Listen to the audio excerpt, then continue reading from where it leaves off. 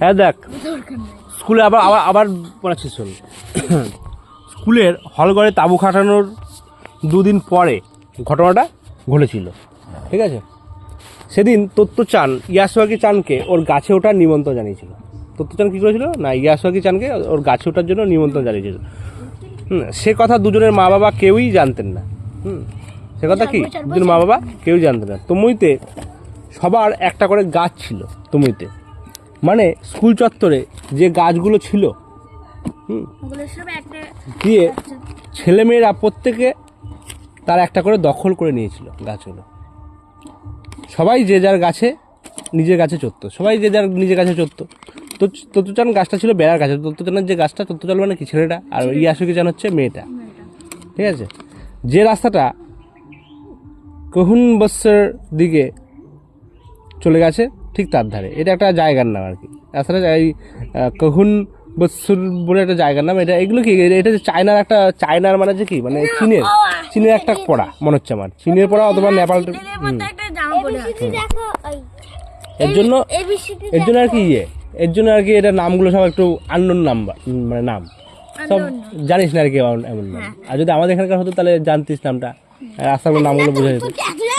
তাহলে কহুনবস্সর দিকে চলে গেছে। ঠিক তার ধারে বেশ বড় একটা গাছ। তার ধারে কি একটা বড় একটা গাছ আছে। গাছের গাটা পিছল, কিন্তু তুমি যদি একটু কায়দা করে একবার উঠে পড়তে পারো তাহলে দেখবে মাটি থেকে 6 ফুট উঁচুতে একটা ডাল এমনভাবে ভাগ হয়ে গেছে। যদি মাটি থেকে 6 ফুট উঁচুতে কী হবে, এমনভাবে একটা ডাল এমনভাবে আর কি উপরে চললে বেশ একটা দড়ির দোলনায় চেপেছি বলে মনে হবে। বুঝেছি কোথায় চেপেছি না, দড়ির একটা দোলনায় চেপেছি বলে মনে হবে। উঠোনে সেখানে উঠে তত্ত্বচান প্রায় টিফিনের সময় কী হয়েছে এবং ছুটির পরে নিচের লোকজন আর উপরের আকাশটাকে দেখতো। বুঝতে পেরেছিস কী বললাম? হ্যাঁ, ছেলেমেয়েরা মনে করতো, মানে কী হতো না, টিফিনের সময় তারা কি ছুটির সময়, ছুটির পরে তারা কি নিচের লোকজনের আর উপরের আকাশটাকে তারা এভাবে মানে গাছের উপরে উঠে তারা আকাশটাকে দেখতে।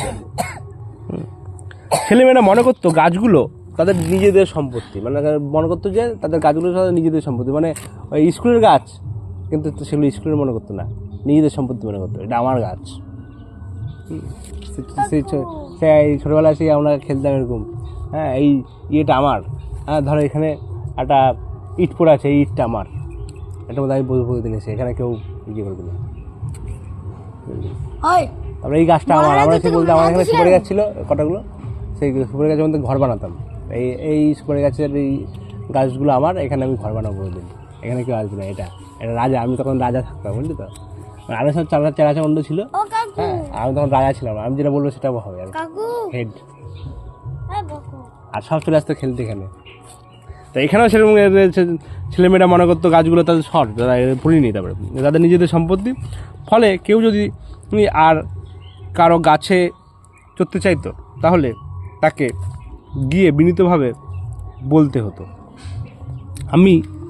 আমি কি একটু ভিতরে আসতে পারি? বিনীতভাবে বলতে হতো, আমি কি একটু ভিতরে আসতে পারি আর কি। ইয়াসুকি চান কি না পোলিওর জন্য পায়ে অসুবিধা ছিল বলে ওর কোনো নিজস্ব গাছ ছিল না। তাহলে কি বলেছিলাম তো পোলিওর বা পায়ের প্রবলেম ছিল, পোলিওর জন্য পাটা একটু ব্যাকা ছিল। কার না কার জান এতক্ষণ শুনে সাতক্ষণ রামায়ণপুরে সীতারাম মাসি। তত্ত্বচান হচ্ছে ছেলেটা, ইয়াসুকি চান হচ্ছে কি মেয়েটা। ইয়াসুকি চানের পায়ে হচ্ছে একটু ব্যাকা, হ্যাঁ মানে হাঁটতে একটু ভালো করে হাঁটতে পারে না। ইয়াসুকি চান হচ্ছে এর জন্য কী করতো, গাছে ঠিকভাবে উঠতে পারতো না, ঠিক আছে? এই তত্ত্বচান ওকে হেল্প করতো। তত্ত্বচান একটা ছেলে, বাচ্চা ছেলে, আর মেয়েটা এটা একটা ছেলে, বুঝলিস? তাই তারা গিয়ে বিনীতভাবে বলতো, আমি কি একটু ভিতরে আসতে পারি? ইয়াসুকি চানের পোলিওর জন্য অসুবিধা ছিল, কিন্তু নিজস্ব গাছ ছিল না, সেজন্য তত্ত্বচান ওকে ওর গাছে ওঠার জন্য নিমন্ত্রণ করেছিল। মানে চল আমার গাছে উঠবি, ধর যে আকাশে একটা গাছ আছে আর তৃষ্ণা একটা গাছ আছে, আকাশ তোকে নিমন্ত্রণ করে চল আমার গাছে উঠবি, উঠতে দেব না। বুঝতে পারলি ব্যাপারটা কি? তোদের তো পাটা মানে তোদের তো ঠিক আছে সব কিছু, হ্যাঁ ধর ওই মেয়েটার হচ্ছে গিয়ে পায়ে পোলিও, মানে পোলিওর জন্য পাটা একটু ব্যাকা টাকা হবে।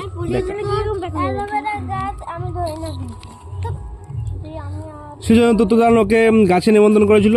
হ্যাঁ, এই কথাটা অবশ্য ওরা আর কাউকে বলেনি, কারণ শুনলেই সবাই খুব ঝামেলা করতো। তারা তা ওরা জানতো। বাড়ি থেকে বেরোনোর সময় তত্ত্বচান মাকে বলেছিল ডেনেন চুপুতে ইয়াশোকি চানের বাড়ি যাচ্ছে মিছে কথা, মানে বলেছে যে ডেনেন চুপু মানে একটা জায়গা, এগুলো সব চায়নার পড়া তো, তার জন্য আর কি এই জায়গাগুলোর নামগুলো এমন, নাহলে কোনো ব্যাপার না।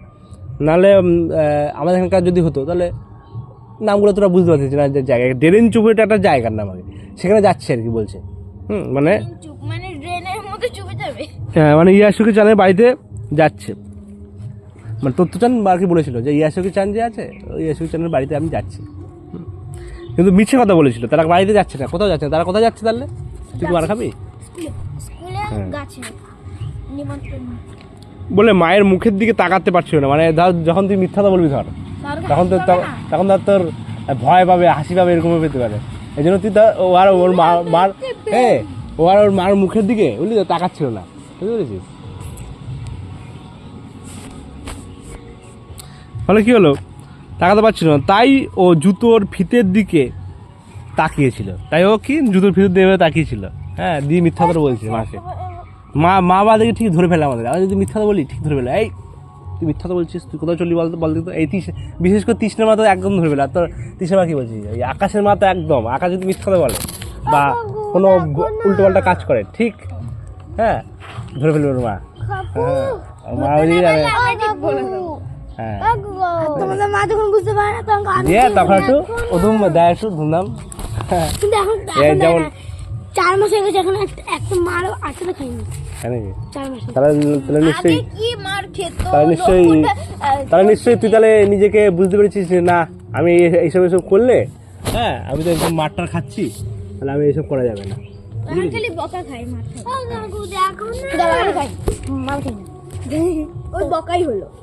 এবার কি বলছে যে তাই ও জুতোর ভিতর দিকে তাকিয়েছিল, এবং কিন্তু রকি তো যথারীতি এই ওর পিছনে পিছনে স্টেশন পর্যন্ত এসেছিল। তখন ট্রেনের চাপ আগে তত্ত্বচান রকিকে সত্যি কথা বলে দিয়েছিল। দেখ আমি স্কুলে যাচ্ছি, ইয়াশোকি চান আমার গাছে চড়ার নিমন্ত্রণ করেছি বলে। আমি স্কুলে যাচ্ছি কোথায় না, গাছে চড়ার নিমন্ত্রণ করেছে বলে আর কি যাচ্ছি। গলায় টিকিটটা ঝুলিয়ে তত্ত্বচান স্কুলে গিয়ে দেখলো ইয়াশোকি চান ফুল গাছগুলোর পাশে দাঁড়িয়ে আছে। এমনকি এমনিতে কেউ কোথাও নেই, গ্রীষ্মকালে ছুটি চলছিল তো তাই তখন কি গ্রীষ্মকালে ছুটি চলছে, কেউ কোথাও নেই, ওরা দুজনই গেছে। ইয়াশোকি চান তত্ত্বচানের থেকে বয়সে সামান্য বড়, ইয়াশোকি চান হচ্ছে বড়, মানে ধর এই যে তৃষ্ণা বড়, তৃষ্ণা তোর থেকে একটু বড়, বড় বয়সে বড়, সামান্যই বড় ছিল। কিন্তু ওর কথা শুনে মনে হতো ও বুঝি অনেকটা বড়। কথা শুনে কি মনে হতো, ও বুঝি অনেকটা বড়, বুঝলি তো, এরকম মনে হতো কথা শুনে। ইয়াশোকি চানকে দেখা মাত্র ইয়াশোকি চান তাড়াহুড়ো করে পাটা টেনে টেনে তারপর কি হাত দুটো সামনে বাড়িয়ে দিয়ে এগিয়ে এলো। ওরা যে লুকিয়ে লুকিয়ে কিন্তু একটা করে চলেছে, এটা ভেবেই তত্ত্বচানের খুব হাসি পেলো। মানে যে লুকিয়ে লুকিয়ে কিছু একটা করতে চলেছে আর কি, লুকিয়ে লুকিয়ে, হ্যাঁ সে ভেবে কার হাসি পেলো না, তত্ত্বচানের খুব হাসি পেলো। ইয়াশোকি চান হি হি করে হাসতে থাকলো। ইয়াশোকি চানকে নিয়ে তত্ত্বচান ওর গাছের দিকে এগিয়ে গেল। তারপর ছুট দিল দারোয়ানের ঘরে থেকে দিয়ে একটা মই নিয়ে আসবার জন্য। তারা মই নিয়ে এলো দেখ গাছে ওঠার জন্য। এই রকম ও ভেবে রেখেছিল গত রাত থেকে যে কি একটা কিছু করবে মই দিয়ে। মইটা নিয়ে এসে গাছের গায়ে এমনভাবে ঠেকিয়ে রাখলো যাতে মইয়ের মাথাটা সেই ভাগ হওয়া ডালটাকে ছুঁতে পারে। সেই ভাগ হওয়া ডালটাকে ছুলেই ওটার মধ্যে একটু উঠে টুক করে দুজনে উঠে যাবে আর কি। হ্যাঁ, এবার নিজে তত্তর করে গাছে উঠে মইয়ের মাথায় 2 হাতে গিয়ে ধরে দেখে ইয়াশোকি চানকে বলে উঠলো, এবারে চলে এসো তুমি। হ্যাঁ, হ্যাঁ ওঠার চেষ্টা করো, মানে ওই তত্ত্বচান তো উঠে যেতে পারে, আর পায়ের সমস্যা কার? ইয়াসুকি চানের। এর জন্য ইয়াসুকি চানকে আর কি তোলার জন্য চেষ্টা করছে। তবে এতটুকুনি করা যায়। ইয়াসুকি চানের হাতে আমি এতটা পড়ে দিচ্ছি, ইয়াসুকি চানের হাতে পায়ে এত মানে হাতে পায়ে এতই কমজোর ছিল, মানে ওর হাতেও কমজোর, কারণ ওরা পোলিও রুগী। হাতে পায়ে এতই কমজোর ছিল যে প্রথম ধাপটা বিনা সাহায্যে উঠা ওর পক্ষে সম্ভব ছিল না। মানে কেউ ধর যদি না তুলে দেয় ও উঠতে পারবে না। তত্ত্বচান পিছনে ফিরে নেমে এলো, এসে ইয়াসুকি চানকে নিচে থেকে ঠেলে তুলে নেওয়ার চেষ্টা করলো, ঠিক আছে, তুলে নেওয়ার চেষ্টা করলো, চেষ্টা করতে লাগলো। কিন্তু বেচারা তো নিজেই ছোটোখাটো রোগা একটা মানুষ, হ্যাঁ, ও কি দাঁড়াচ্ছিস বস, ও কি অত সত্য পারে?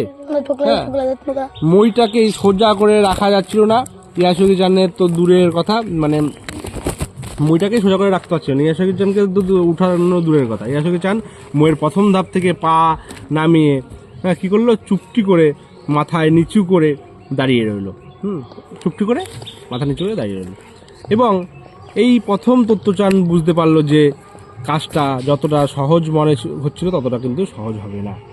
এখন তাহলে কি করবে? ইয়াসুকি চান ওর বড় গাছে চড়বে, এটাই ছিল ওর ইচ্ছা। এই ইয়াসুকি চান তাই আশা করেছিল তত্ত্বচান ঘুরে গিয়ে ইয়াসুকি চানের মুখোমুখি দাঁড়ালো, হ্যাঁ, এবং বেচারা এত মরমরা হয়ে গেছিল যে তত্ত্বচান গাল ফুলিয়ে চোখ পিটপিট করে একটা মজার অঙ্গিভঙ্গি মানে মুখভঙ্গি করে ওকে হাসানোর চেষ্টা করছিল। হ্যাঁ, কোনো ব্যাপারটা হাসো হাসো মানে একটা অঙ্গিভঙ্গি করছিল, দিয়ে হাসানোর চেষ্টা করছিল ইয়াসুকি চানকে। এতটা বড় কথা। তারপর দাঁড়াও, একটা জিনিস করা যাক। দারোয়ানের ঘরে ছুটিয়ে গিয়ে ও কি করলো, একটার পর একটা জিনিস টেনে বের করতে লাগলো কাজে লাগানোর জন্য, কিছু পায় কিনা দেখার জন্য। শেষ পর্যন্ত একটা বাড়ির সিঁড়ির মতন মই পেয়ে গেল। হ্যাঁ, ওটা এমনিতেই সোজা হয়ে থাকে, কাউকে ধরে থাকতে হয় না। এই মইটা সোজা থাকে, কাউকে ধরে থাকতে হয় না। এই যে এত দিয়ে হয়ে গেছে, তাহলে এতটা পড়া থাকবে, বাড়িতে পড়বে। আর তার সাথে প্রশ্নগুলো করতে হবে এখান থেকে। এত তো চান শব্দ সহজ দেখবি, সব ঘটনাক্রম অনুযায়ী এটা পারলে করবি। আর তারপরে এইটা হচ্ছে একটি বাক্যত্র, এগুলো করবি। আর অঙ্কগুলো বাড়ি থেকে করে আনবি। এখন তো হোমওয়ার্ক দেবে, তারপর কত কি বলবে,